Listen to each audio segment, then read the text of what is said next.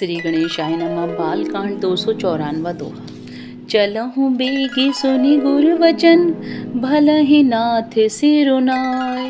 भूपति गवने भवन तब, दूत है वासुदेवाय।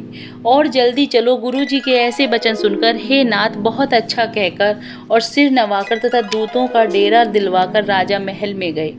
राजा सबुर निवास बुलाई, जनक पत्रिका वाचि सुनाई। सुनि संदेश सकल हर्षानी, अपर कथा सब भूप बखानी। राजा ने सारे रनिवास को बुलाकर जनक जी की पत्रिका वाचकर सुनाई। समाचार सुनकर सब रानियां हर्ष से भर गईं। राजा ने फिर दूसरी सब बातों का जो दूतों के मुख से सुनी थी वर्णन किया।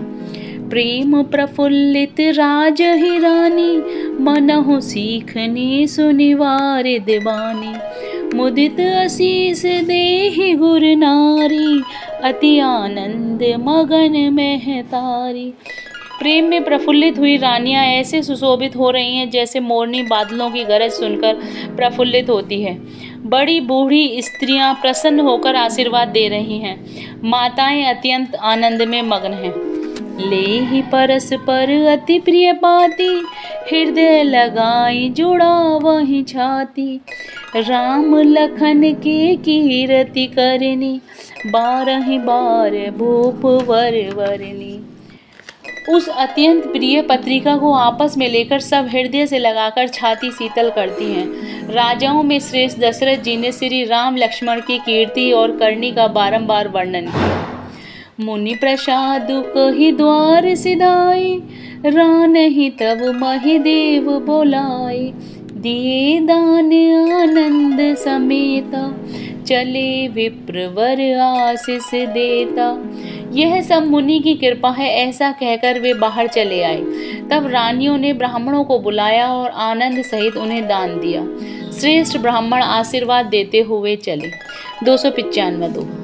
जाचक लिए हकार ही, दीन निछावर कोटि विधि।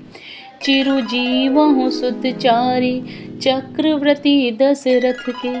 फिर भिक्षुओं को बुलाकर करोड़ों प्रकार की निछावरें उनको दी। चक्रवर्ती महाराज दशरथ के चारों पुत्र चिरंजीवी हों। कहत चले पहिरे पटनाना, हर सिंहने गह गहे निशाना। समाचार सब लोगन पाए, लागे घर घर होन बधाई। यूं कहते हुए वे अनेकों प्रकार के सुंदर वस्त्र पहन पहन कर चले। आनंदित होकर नगाड़े वालों ने बड़े जोर से नगाड़ों पर चोट लगाई। सब लोगों ने जब यह समाचार पाया तब घर घर बधावे होने लगे। भुवन चारि दस भराऊ छाऊ, जनक सुता रघुवीर बिहाऊ। सुनी शुभ कथा लोग अनुरागे, मग गृह गली सवारन लागे। 14 लोकों में उत्साह भर गया कि जानकी जी और श्री रघुनाथ जी का विवाह होगा। यह शुभ समाचार पाकर लोग प्रेम मग्न हो गए और रास्ते, घर और गलियां सजाने लगे। यद्यपि अवध सदैव सुहावनी, रामपुरी मंगल में पावनी। तदपि प्रीति के प्रीति सुहाई, मंगल रचना रची बनाई। यद्यपि अयोध्या सदा सुहावनी है क्योंकि वह श्री राम जी की मंगलमयी पवित्र पुरी है, तथापि प्रीति पर प्रीति होने से वह सुंदर मंगल रचना से सजाई गई। ध्वज पताक पट चामर चारु, छावा परम विचित्र बजारू।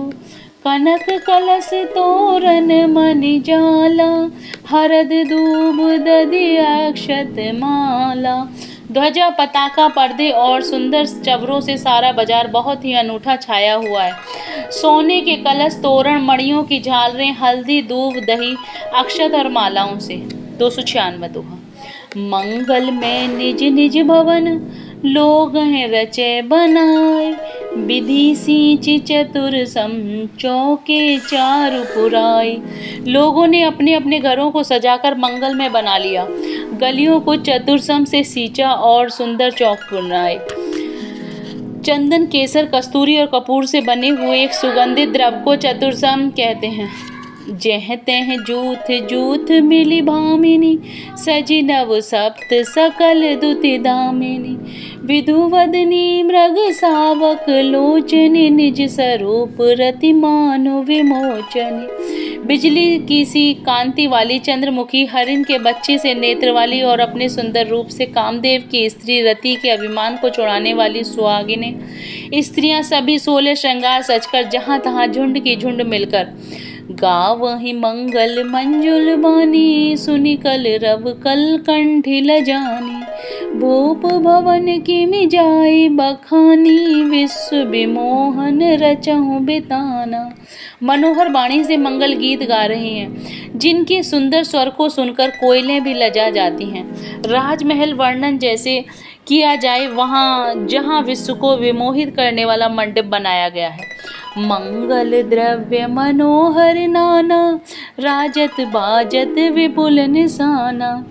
कतहु विरुद्ध बंदी उच्चरहि, कतहु वेद धुनि भूसर करहि।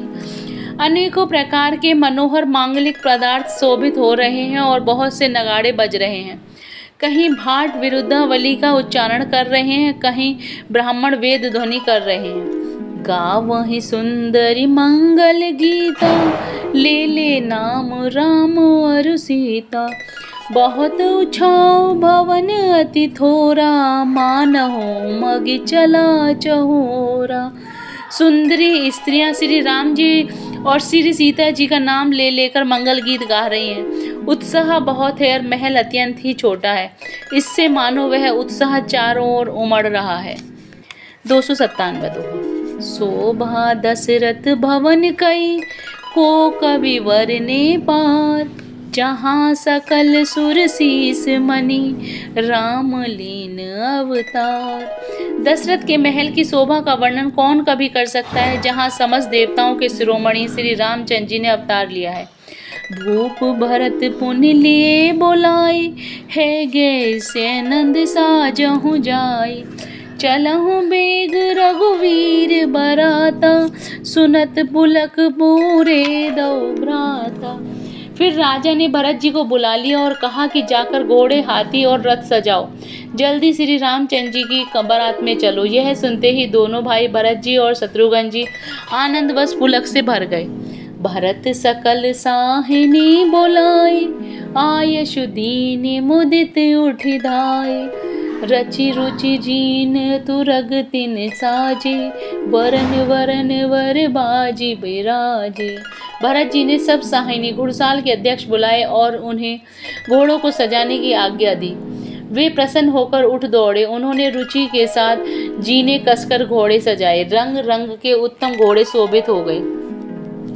सुभग सकल सुठि संचंचल करनी, इव जरत धरत पग धरनी। नाना जाति न जाहि बखानी, निद्रि पवनु जनु चहत उड़ानी।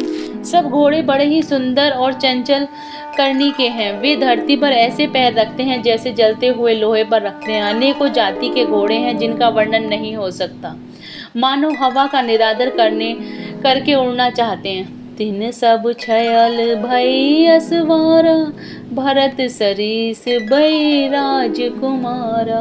सब सुंदर सब भूषण धारी, कर सर चाप तूने कटि भारी।